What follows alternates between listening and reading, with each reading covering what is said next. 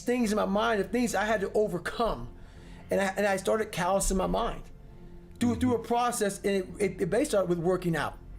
It started with working out. It started with doing, like, if it started raining outside, for instance, my mind would say, fuck that, man, I don't want to go run. If it was 3 o'clock in the morning, it started raining outside, my mind said, you got to go run. Get up and go run. You have to, because I was fighting this other person. Everything I didn't want to do is what got me to where I'm at today. Interesting. Every single thing. So where we find comfort, that's where I started getting scared. When I started saying, oh, it's raining, I'm not going out there. No, you cannot say that. You cannot do that. You have got to do this. So whatever my brain thought, I did the opposite. Wherever the comfort was, I went the opposite direction. And over a period of time, boy, it calluses the shit out of your mind. You start to really develop a whole nother being. Most people attack life with an unprepared mind. What I do is I try to account for all things that could happen, might happen, probably will happen, and then the unknowns. So basically, I can't account for everything, but I do know there could be some things that come up in life that you need to be ready for. I know for a fact I'm not going to want to work out tomorrow. Therefore, I'm preparing my mind for that. I don't want to do that. I know tomorrow will come with some difficult decisions to make. Preparing myself, not in a morbid way, but just like, look, man, be ready for life. Don't let life just start attacking you left and right. Make sure that you start to build a mental armor, so then you're ready for life. And that comes with a very physical way, and the physical helps out the mental. But honestly, it was, I realized at a young age how to change myself was through discipline. And the military didn't teach me that. It was something I realized I had zero discipline, zero self-discipline. And I realized I have to start developing this. And I started really because I was horrible at reading and I was horrible at writing. I have so many learning disabilities, it's not even funny. So I just sit down at the table and spend so much time in this, reading and writing and learning. And that kind of translated over to my self-discipline with working out. So that's where it started. I started when I was about 16 years old and said, well, I have a 4th grade reading level. You know, let me go ahead now and start really focusing, because I'm not gonna get in the military because I gotta pass the test. Yeah. So that's where it started for me. It's more important to own your weaknesses. You got to really triple down on those, man. Because why? You want to become a full human being. We like to run away from weaknesses. Like, for instance, if you're good at running, all you want to do is run. If you're great at reading, you have several books. But we don't do those things that we're not good at. So for me, I realized, shit, man, like, I keep on running away from these things I'm not good at. I have to dive into these things. I have to become one with these things, and that's what happened. And so I own them both. Yeah. And I talk very openly about them both. Well, what drove me a lot, and it's kind of funny, growing up, being the kid I was, I found strength in different movies. So I come home, in one movie I found a lot of strength, and as funny as it may seem, but I visualized this scene. I do it today during the pull-up record. I did 4,030 pull-ups. The last time I did it, I actually got it. It took me 3 times. I played one song for 17 hours pretty much. And it's from this movie, Rocky 1, round 14. I related to the person in the movie, but just the one scene when Apollo's beating the shit out of Rocky. He falls in the corner, and everybody, and Rocky, and Apollo turns around, arms up, happy as shit. I got this guy. He turns around not knowing that Rocky's trying to get up off the canvas. Mickey's his trainer saying, stay down. Right. Everybody's saying, you did good. You did good. You went 14 rounds with the champ. Rocky didn't hear shit. He got up, and what sticks in my mind today, and I'm seeing it right now, when he got up, Apollo starts to turn around to see the aftermath of what the fuck he just destroyed. And he did not expect to see what he saw. And what I see out of the whole movie, I see Apollo Creed's face. And I said to myself as a young kid, I want to be that. I don't need to win. I don't need trophies. I don't need people to fucking like me. I just want what he has. A fictional character, whatever the hell it was, I want that. And I visualized that. And I want to become the guy who can get off the canvas. Life. I'm talking about life right now. Yeah. In life, even life itself puts their head down toward David Goggins. This motherfucker is not going to stop. So that mentality became what I wanted. And that's how it started, with that visualization of the canvas. And all I gotta do is just keep getting up.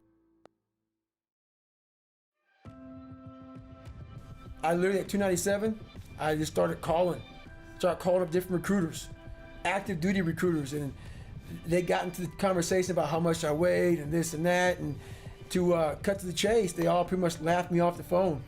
Like, you know, man, you're 6'1" and 297. You can only be 191. You know, like height and weight limits and everything else. And I was way exceeding those with prior service and everything else. I was one of those not too good recruits to pick up. So I went to the reserve recruiter. Steven Saljo was my recruiter. I walked in weighing 297. He looked at me strangely, and I said, I want to be a SEAL. And lucky enough, the guy looked at me and said, let's see what we can do. He weighed me. I weighed 106 pounds overweight. And this is during the whole 1999 transition to 2000, so the whole computer glitches and everything else. People were worried. So they wanted to get me into this class because this reserve program that I like to be a part of was going to end. The guy said, man, there's a program that's about to end that you can go, and if you make it through BUDS, you'll then go active duty, and you'll be a SEAL. If not, you come the fuck home. And I was like, ugh. So anyway, he goes, make you lose 106 pounds in less than 3 months. I said, I can't lose that weight. Went back to work. A bad day happened. I found a lot of cockroaches, a lot of rodents. On my way home driving, I said, this is my life. My life is this. This is my life. I'm not that smart. I have a horrible life. I have these two guys, one guy that, so I became this 297 pound person because it became my body armor. Because the inside was a fragile, weak, insecure kid. So I put this big man around it. So when people looked at me, I intimidated them. I scared them. But if they knew the real me, just a little punk. I was a little punk kid in a 24-year-old guy's body. So I knew that. No one else did. So I tried to change my life, and it started there. I went to recruiter's office. I went there. Bad day at work. The bad day at work made me realize I couldn't run. The first thing about it was, so I said to myself, I'm gonna run 4 miles. My first run out the gate, I'm gonna run 4 miles. I ran a mile. I ran a quarter of a mile, walked home, sat on the couch depressed. I said, man, there's no way I can do this. But what I realized though, is I wasn't gonna give up, because I already given up a million times. And I thought about how would I feel at 50 years old if I gave up now? Not to have, you know, so I kept all this stuff in my mind. And basically, I started becoming obsessed. I slowly, it didn't happen that night on the couch. Over a period of time, I started becoming obsessed with studying, with weight, with being somebody, with making people who thought I was gonna be nothing kind of like feel like shit. I became obsessed with, you have to make this right. And the only person that's gonna do it is yourself. So I became obsessed with just being obsessed. And I was a kid who kind of got the bad genes. You know, I had all these little sickly issues, all these allergic to shit. I was a little sickly kid. And it's funny how when people hear my story now, they want to put a title on me. Like, I'm superhuman. And I love it because basically it makes you feel better by putting a title on me. You can do it too. Yeah, it's a choice. It's a horrible choice. It's a hard choice. It's a lot of suffering involved. So for me to get the start line, through that start line journey, I realized, shit, I'm capable. So what happens through this whole process is the change of the mind. It's a change of the guard. Someone once owned my brain. I never owned it. I never had everybody had it. It was my dad's fault, my mom wasn't home fault. My life was, everybody had a piece of my fucking brain. And through this journey of suffering, and the suffering, I put it in because I started finding myself. And I started, oh no, I'm taking this fucking back from me. This part of my brain is mine now. And I started puzzling back this piece of my brain. And through that, I grew confidence, where I had this internal conversation with myself a lot. And I knew I had to make a stand. Because I knew where I was going. I knew where this road led that I was on. And I was afraid. I was afraid to make that stand. So this process was going on a long time in my mind. You know, I was afraid of this, afraid of that, afraid of this, afraid of that. I knew I had to face this shit, man. But through facing a lot of this stuff, that's what started happening to me. Through facing it, I started getting more and more courage, one thing at a time. So when I overcame the water, more courage. When I overcame the fear of myself, the fear of failure, the fear of being judged, the fear of kind of like, so in this process, I went from David Goggins, I started forming a guy named Goggins. I had to really I realized I had to reinvent a whole nother human being within myself, because who I am wasn't gonna make it. This guy is not gonna cut it. So I had to be a guy who can take any kind of pain.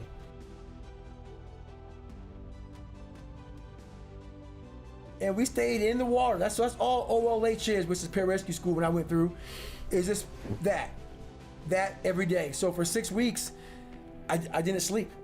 I was just terrified of going back to that water, but I didn't want to quit, because I always quit things in my life. When things got hard, I bounced out. I quit everything, and I wanted to make a stand. And so once I finally got through the ASVAB test, I started feeling more confident. I can read, I can write, I taught myself something. And I worked so hard on how to swim that I started getting a little more confident. I didn't want to go backwards. Yeah. And so when everything got hard for me, I always went backwards. I said, not this time. So I wasn't going to quit regardless. So, but what happened was week 6, they pulled us all out, like 25, 30 guys left, and they drew my blood. They found out I had sickle cell.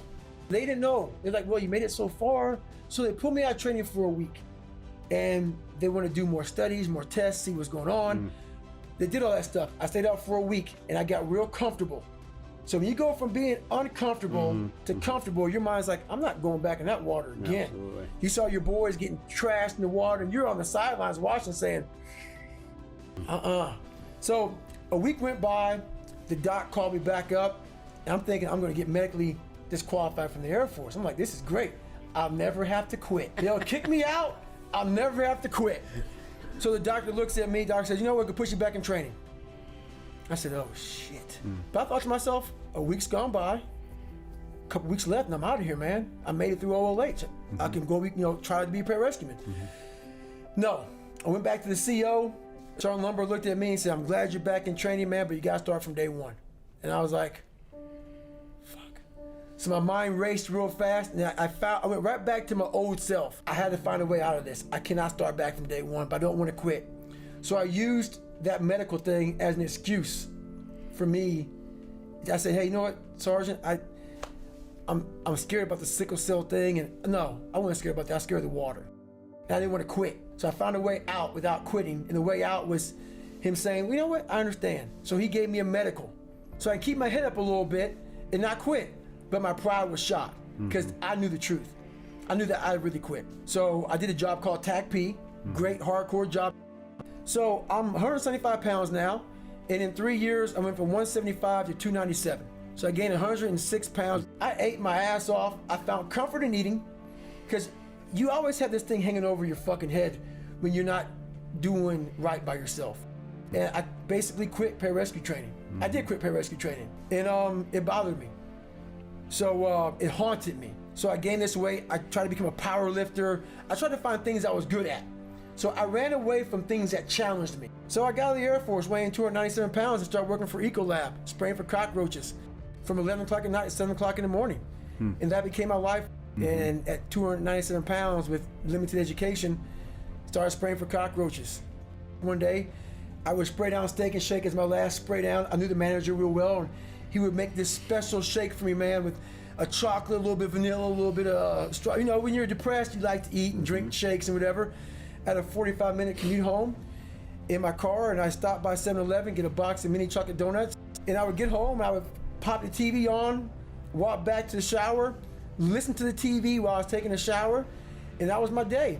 This day, what came on was a Discovery Channel show. I don't know if it's Discovery Channel or History Channel, and I said, it's the hardest train in the world or something. So, you know, I try to be a pararescue, so I want to see what the fuck you're talking about. So I walked out, sat on the couch, start watching this, man. I saw the waves rushing over them, the snot bubbles, the jackhammer, the sugar cookies, and I felt so small. I felt like I was what everybody said I was, nobody. What I said I was, nobody.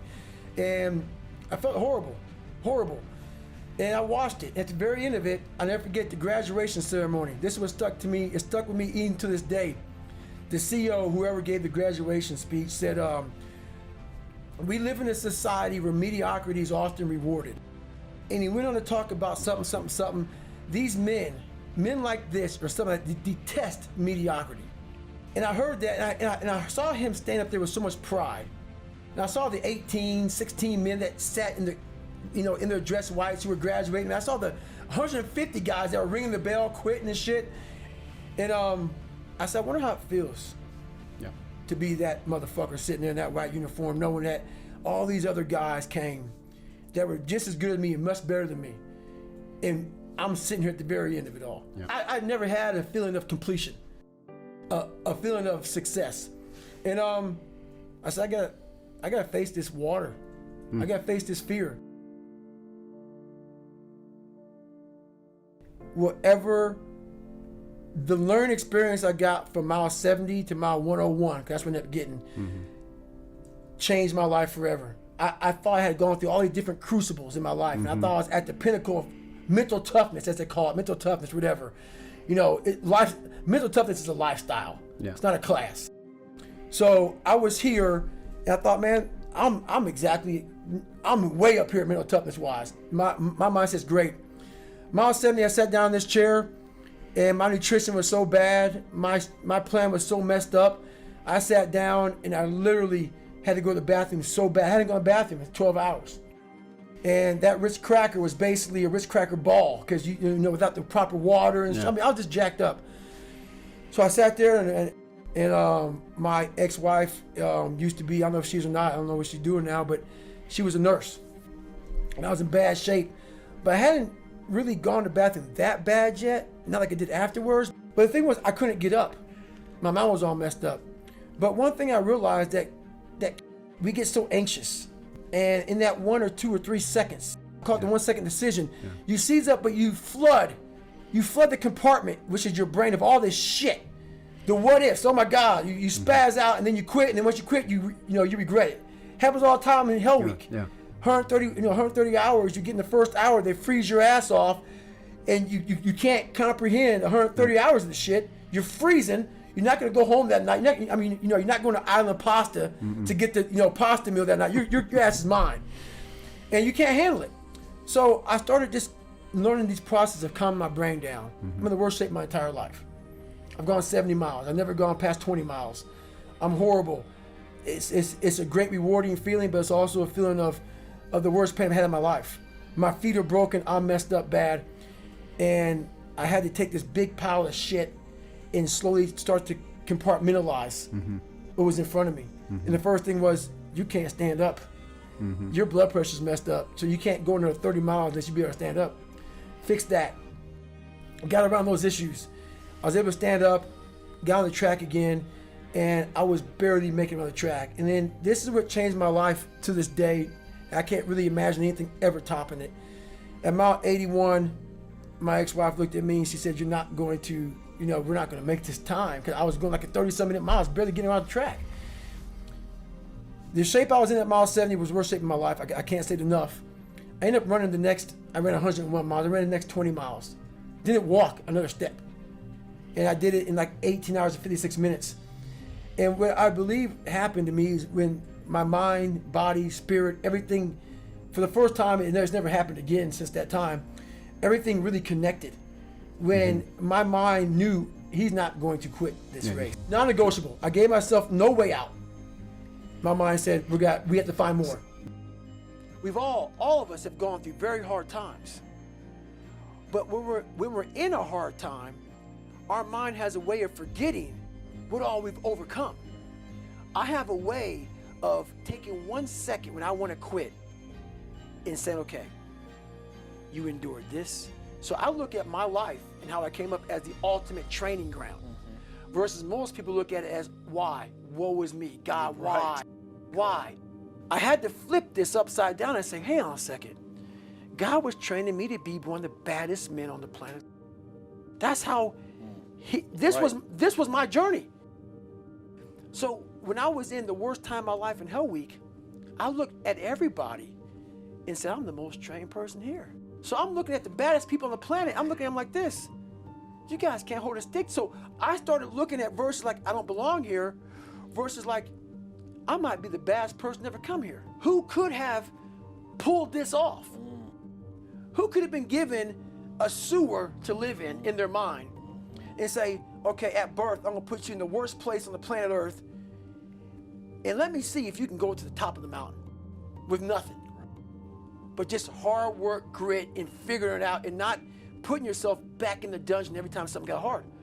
So that's what became my daily voice was, you really are the baddest person on the planet. And after a period of time, you start to believe that. And so that's what happened to the first Hell Week, the second Hell Week, the third Hell Week. That became my new norm. So what most people fear, I can never go through one. I don't want to go through two. Even SEALs will tell you that. That Navy, so I did 18 months in Navy SEAL training. It's only supposed to be 6 months long. It became my new norm.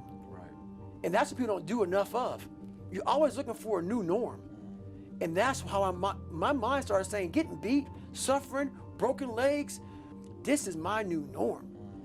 And my mind started changing with the reality of who I want to be.